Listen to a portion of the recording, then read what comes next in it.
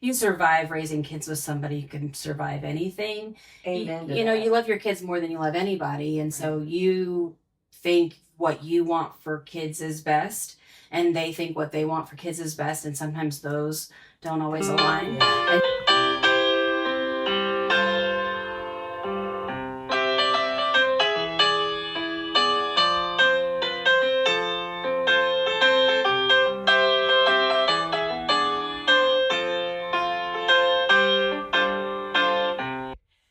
Welcome to Beautiful Chaos. I'm Tammy Ramsey. And I'm Stacy Miller. And we're here with episode number 4, Marriage Real Talk. So I thought that, we could start this off with a little story about how each of us met our husbands and a little bit about that, because I think it's important. We've already said, I've been married 28 years and you've been married 6.5 years. 6.5 years. Mm-hmm. Okay. And I think that the way that we met and built our relationships was a lot different. And I really appreciate all of your experience, even in the short window of time in their marriage. They're a really good example of what a really well-balanced, good marriage is, really. So, you want to go ahead and start? So this is my second marriage. I think sometimes that plays into it. Not a fan of divorce, but if it happens, it happens. And so this is where life led me. But I had been single and a single mom for a long time. So I think part of why I stepped into the relationship in a really healthy way was that I had a lot of time to be single, know what I was looking for, what I wasn't looking for, and kind of just, I know I've said it before, but I'm a big observer. I really like to observe the way other people are. So observing other people's relationships and what made them compatible really played into, where I stood with what I was looking for or what would bring balance to my life in a relationship. So our relationship was really built on a huge friendship. There was a lot of, talking to each other on the phone at night or texting each other back and forth. Texting is a very different form of communication, which I think that it lands differently for a lot of people. There's one thing it lacks is your nonverbal communication. So you're not hearing people's tone of voice. You're not seeing them. Body language. So there's a lot missing with it. But also I think sometimes when you're talking online or through text messages that way, you can open up a whole lot more because you don't have the defense mechanism of how your body language is or what they're thinking of you because you're looking at them at that moment. And so I think it allowed us to be a lot more open with each other too. But there was just a lot of how was your day and little daily check-ins and things like that.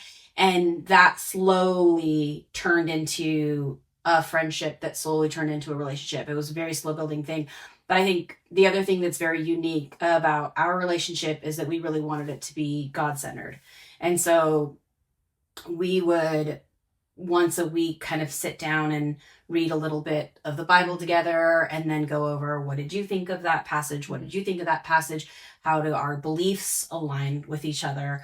And so that really helped us with a super solid foundation right from the start. But very friendship oriented, very slow growing. It wasn't this immediate spark.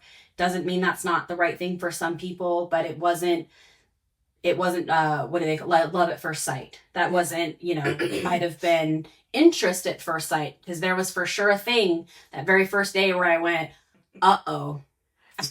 That was the first thing I said to myself the day that I re-met him. So I knew him from high school a little bit, I knew who he was. And then when I re-met him as an adult, the very first day was a very much I think there's already something here. But and then it built over time, and he's definitely my very best friend and the person I would rather spend any time with if I had a choice. Yeah.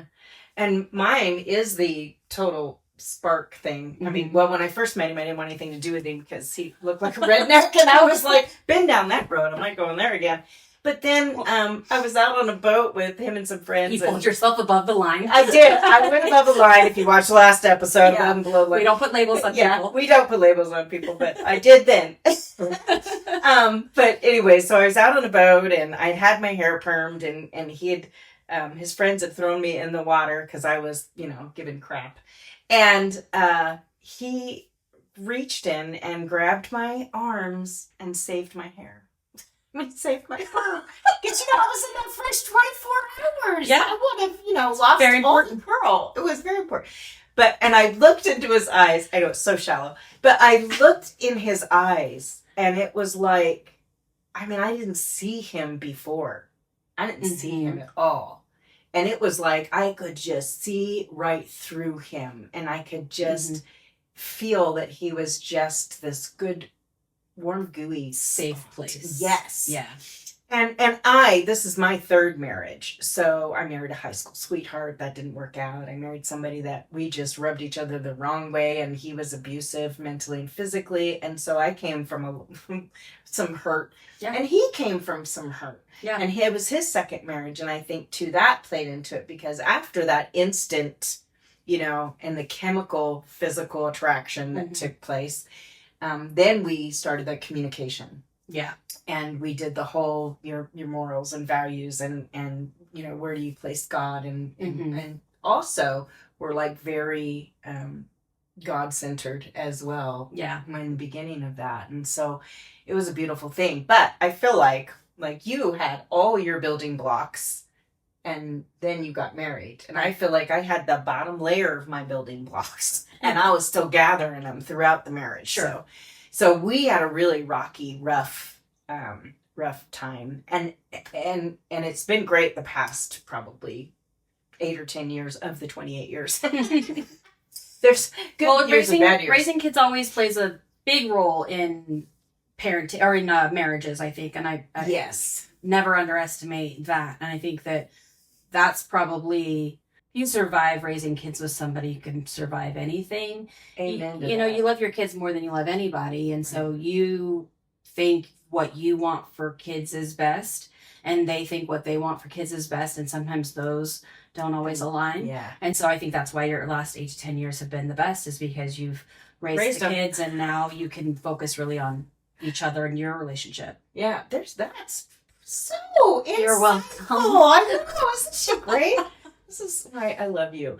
So, and I want to just tell you that the quote that I love that I've told my children, because we have a his, hers, and an ours. And so it was kind of a struggle there those first few years. Mm-hmm. But I love this quote that I created.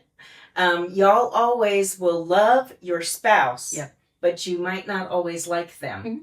And I want to extend on that because sometimes you might not like your spouse and you feel annoyed and frustrated or, things about them start really getting on your nerves. But it's the times when they're not liking you because they're annoyed and you're getting on their nerves that you're butting heads and kind of, shorting out and maybe spitfiring some arguments out. Right. So, or it's just passion.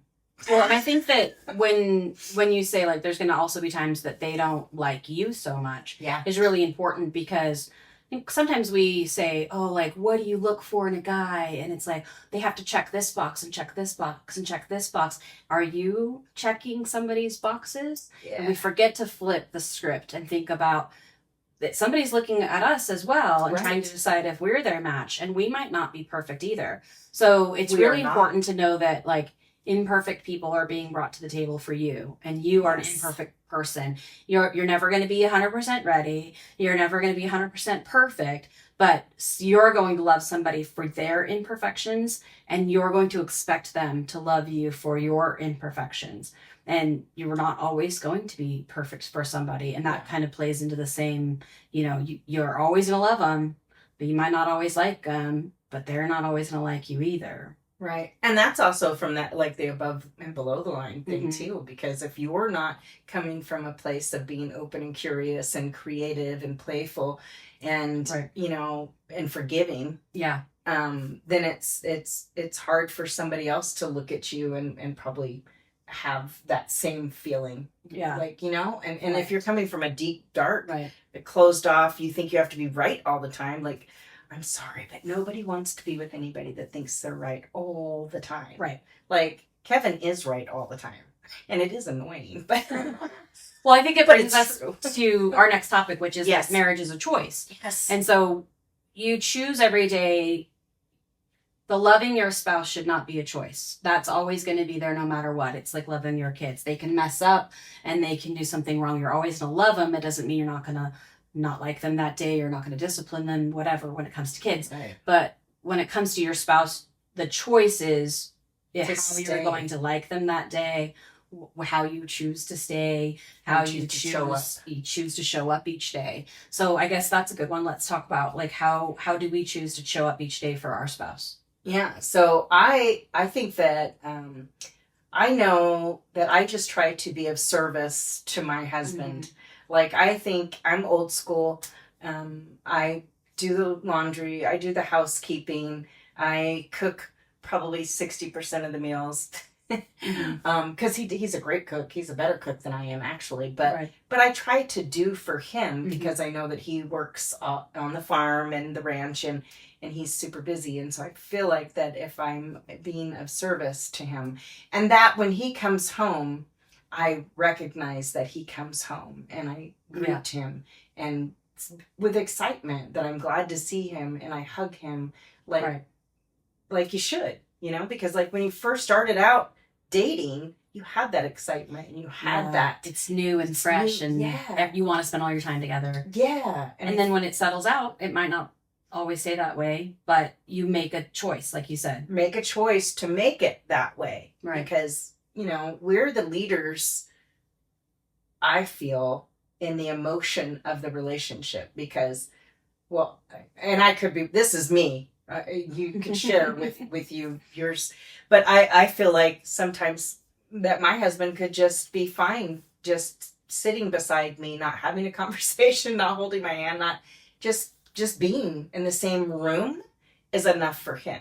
Right. But for me, I like to hold a hand, or I like to give him a little smooch, or make eye contact, or Right. make a chuckle, or whatever. Like, Yeah. make a connection. Right. Make some sort of connection. Yeah, so I think that's important too, connection. I think that another way to make a choice, something that is on our table at home right now, is we need to schedule a date night. It's been a while. You know, I talk a lot about how I'm really busy. I have also shift work, so sometimes I'm sleeping when he's at work, and then I'm working when he's asleep, and so we're ships in the night. And so it really does have to be like a conscious effort to make sure that we're scheduling date nights, and so that's scheduled. And hopefully on the table to happen soon. But it's important to just reconnect with your spouse sometimes. And it might be just sitting down and having dinner together at home, because you can do that on a regular nightly basis. I can't always do that. So for us, it has to be a real like concerted effort to say like we're scheduling time to hang out and visit and reconnect and go on a date and do those kinds of things. Right. So And that's important. I think it's important to do both. I think it's Mhm. important to have a little bit when you can, when you're in the same room with your spouse, to make sure to make eye contact and have a conversation of some sort, even if it's brief, because you know they've probably used their 50,000 words and you haven't. I know I have 100,000, but so let's talk about conflict resolution. Mhm. And I know that I'm probably more. This is more me thing because Kevin and I are very passionate people. I love that he used that terminology, that we're passionate, and love hard, fight hard. Yeah, exactly. And sometimes our bickering is like really it's a flirtation,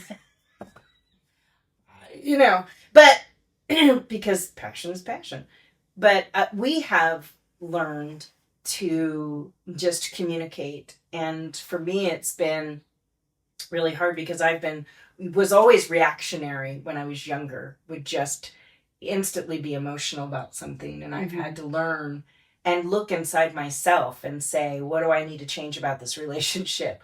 Like, I can't point all the fingers, because if you point a finger and say, something's happening with you, look at how many fingers are pointing back at me. Right. There's 3 back at me. So So I had to look within myself and say, okay, what's happening within me? Right. So then that's above below the line two thing is, what's happening within me, being open and curious about what I needed to do to change how I communicated with him. Because obviously I was not communicating in a way that was pleasing to him because he or effective. Yes. Right. Right. And so, just a couple weeks ago, we had a little spat. And I instantly was like, well, wait a minute. So let's just talk about this. Right. I feel, when we talked, I feel, when you said this, it made me feel this way. Right. And I'm not sure that's what you meant, but that's what I heard. Yeah. And that's how my little body took it, my heart. And he was like, no, that was not how I meant for that to be said. That wasn't what I meant. Right. And he's not a man of big words. Right. Well, and I think that for me, when it comes to conflict resolution and this part of the topic, I think the big one for me is when you have expectations on somebody else and they don't know they have that expectation, you're going to just disappoint yourself. And it's so easy to then blame that on the other person. Like, I dropped a hint this morning. I wanted the dishes done. I came home and the dishes weren't done. I don't get to be mad at somebody else because they didn't know that expectation was on them. I put that expectation there. And that was a big thing that I think I've learned in my relationship, because we don't bicker and argue and fight and things like that. A lot of times I think my husband will simmer on something for a little while and then have a conversation way after it may have been a hot topic. And so I've learned a lot from him because of that behavior, that when I decide something might get hot or heated in my head, it hasn't even come out yet, I can kind of process it in a way of saying, is this an expectation I had on him that he didn't know he even had, that now he didn't meet, and now I'm upset about it, when all that was me. I made all that up. The whole story was all on me, and he was unaware of it.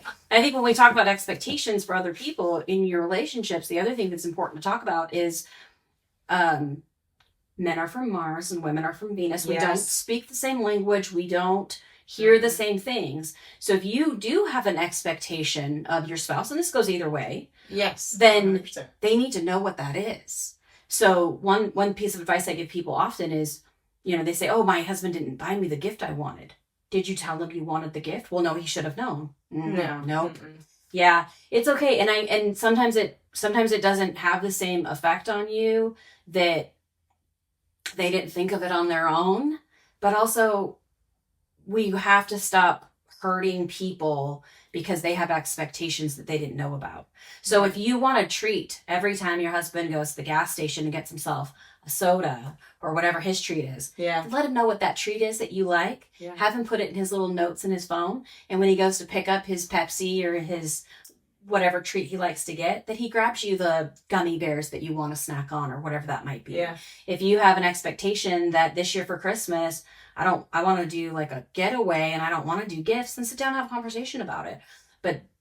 And it can even be really small. If your expectation is that, we're sharing this chore or this meal or this planning thing or whatever have a conversation about it and let them know what the expectation might be, so that they're not meeting your expectation that you placed before them that they didn't know about. Yeah. And that's beautiful. And that's exactly it. Like we all should not be trying to guess and make up stories about what the other person is thinking, male or female. And I just know that it works so much better when you just are forward with your needs. Like if you have needs that you need met and they're not being met, then you need to have a conversation and say, wow, I would like to be hugged and kissed. I had to do this. I would like to be hugged and kissed goodbye in the morning. Don't just walk out the door and leave and don't say anything, I would like this to happen.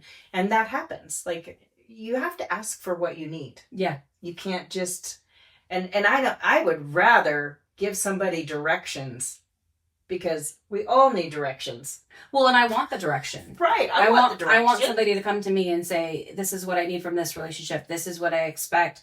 This is, obviously in not a demanding way, but this is how things may or may not go, so that you know what to expect in your relationship.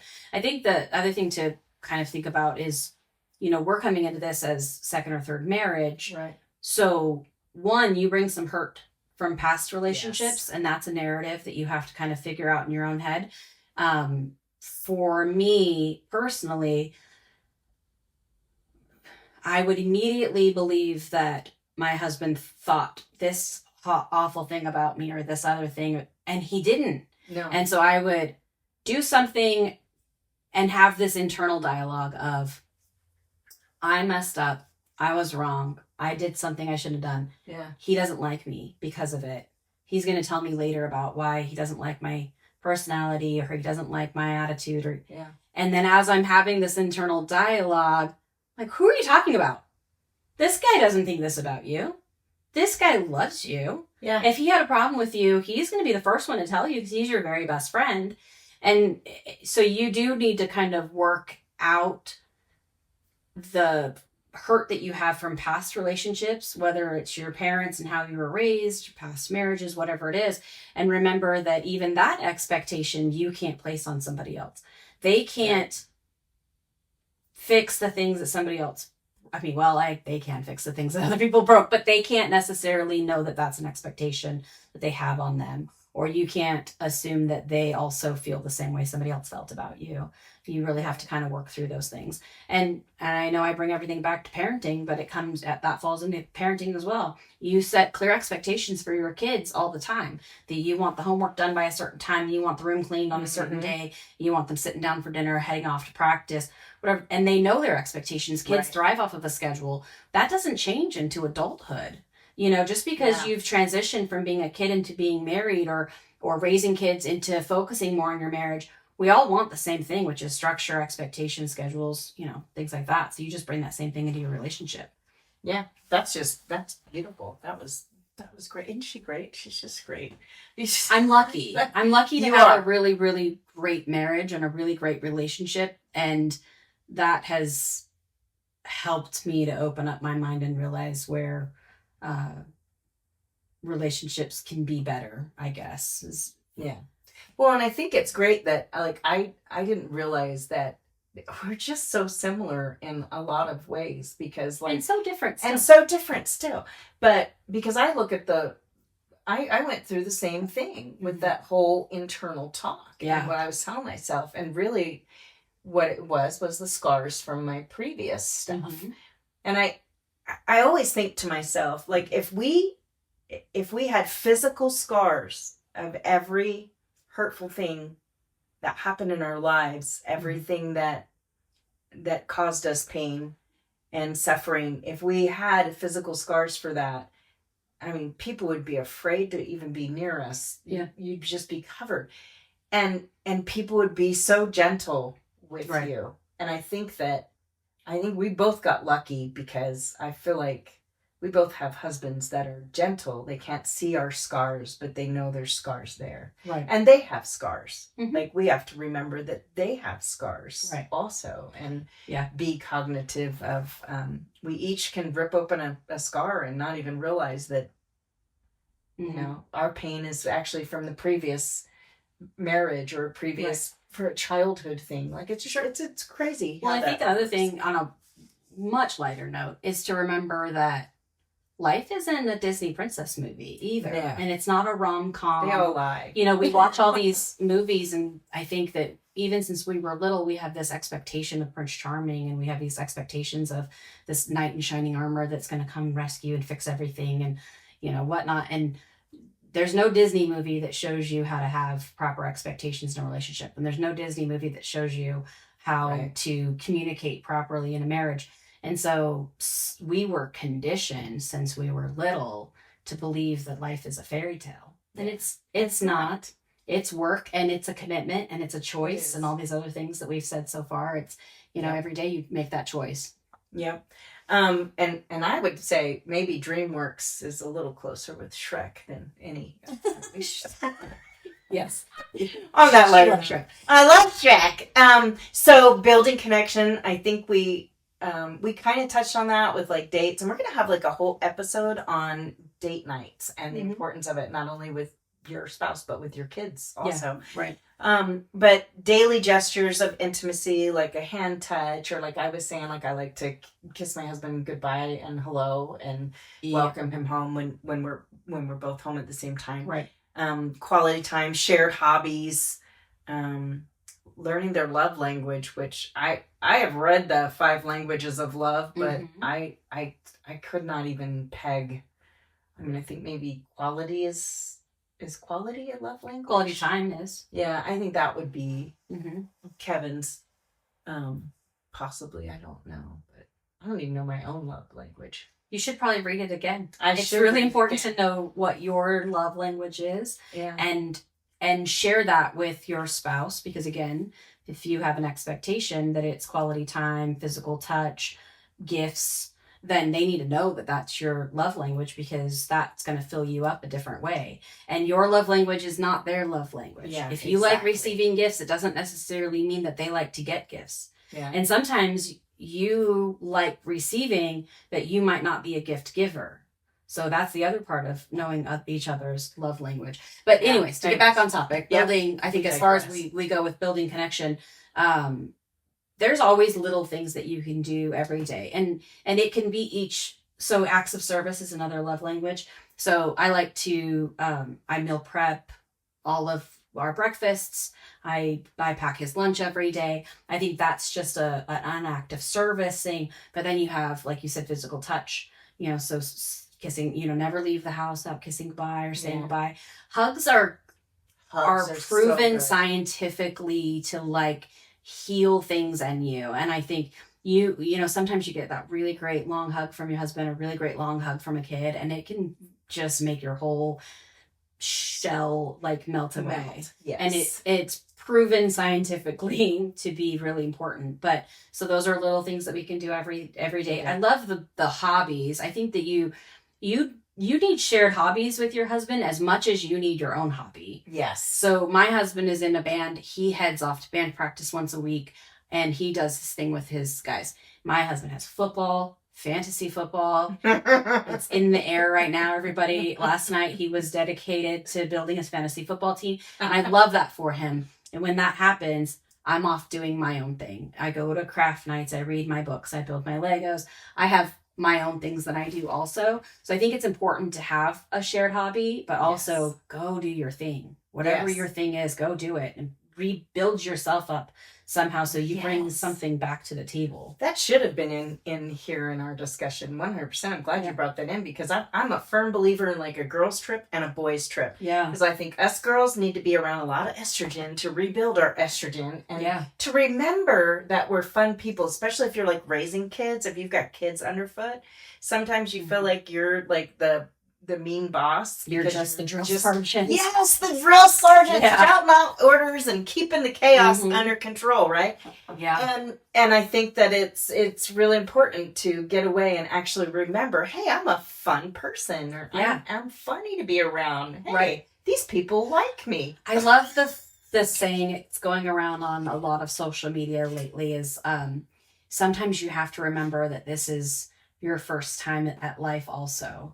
Oh, or good. when you're, and sometimes it's the adult child saying, sometimes I got to remember this is my mom's first time doing life as well. Or a mom looking down at their child and saying, we have these expectations, but this is their first time doing all of this. And I think that's such a great, I still have chills just from saying it, because I just love that perception of, it's our first time also. First time. So whether you're an overwhelmed mom or you're having a struggle bus time of marriage at the time, you're also just giving life your best shot. So don't forget to fill your cup. Don't forget to, whatever that fill your cup is for you. Go to Bible study with your girlfriends. Go do a craft night with your girlfriends. Go see a movie. Go read a really good book. Reading a self-help book is great. So great. But reading a great novel or a great, I love autobiographies. I'm a big autobiography fan. I read one recently that I've given to her to read that she'll read soon. I'm going to read it tonight. But in the meantime, I'm just like knee deep in a really great set of novels. And I really liked a quote that I guess a conversation I heard somebody say, because it's also a television show. So, and I've watched that also. That's never been something for me where I can do both. But somebody said watching the television show is like going and getting fast food. You go in, you get the fast food, and you're immediately satiated and you're immediately happy, and it triggers all those things. But reading the book is like savoring a fine meal with a fine glass of wine.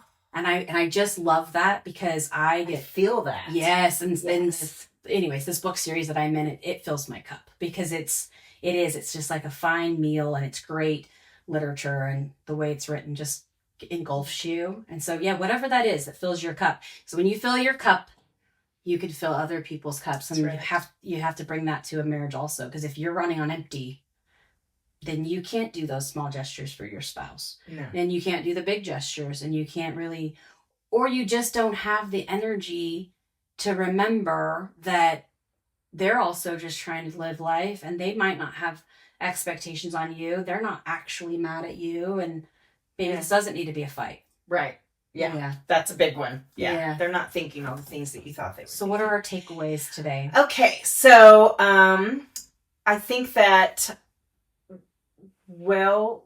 it's that marriage is a choice, right? We choose it every day. Choose it every day, that you're always going to love your spouse, but you might not always like them. And that's okay, because they might not always like you. Exactly. Mm-hmm. The door swings both ways. It does. Building connection is important. Conflict resolution, no name calling. Like if you get in arguments, that's a big thing. It's not about, you can't be personal attacking anybody.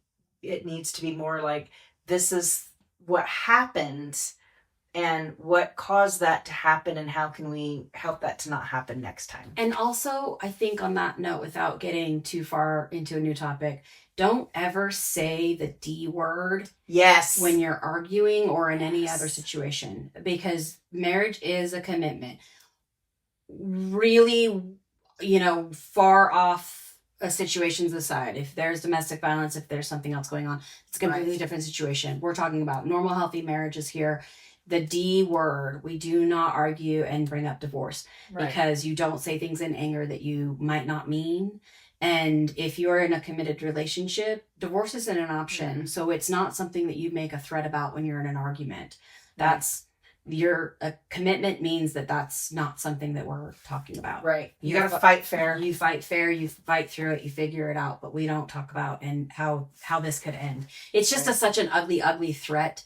And I think it's a really low blow to figure out how to win a conversation. Like, if I don't get my way, I'm out. Yeah. And then no one wins in that situation. Yeah, nobody wins. So, something that we'd like to send you home with homework wise would be, how do you choose your partner daily? Mm-hmm. Like, what kinds of things do you do that helps to make your spouse happy, to make you happy? To create that. And I would say another good homework would be to go home and have that expectation conversation. Yes. So, maybe say to your spouse, would really like every morning that you kiss me goodnight or kiss me goodbye. Yeah. And every night that we sit down and have a meal together. And then they might say, I'd like it if, whatever their expectation is.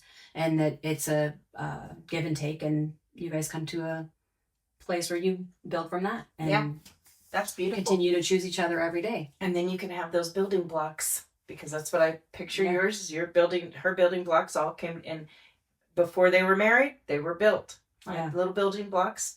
They are now built. It took me 28 years to build them, but we built them. And then I think now we tease that our next episode, so from marriage comes parenting. Through divorce. Then sometimes we parent through divorce, because that's where our reality and maybe your reality. And so we will talk about that in the next episode. And so until then, stay empowered. It's a beautiful